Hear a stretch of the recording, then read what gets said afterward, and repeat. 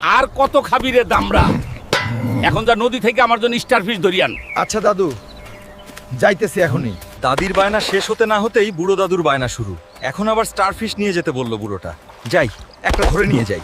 Octopus, সামনে থেকে সরে যা, আমায় স্টারফিশ নিতে দে, না হলে তোমার নুডল বানাই দিব। তুই আমার কি করতে পারবি? তবে রে।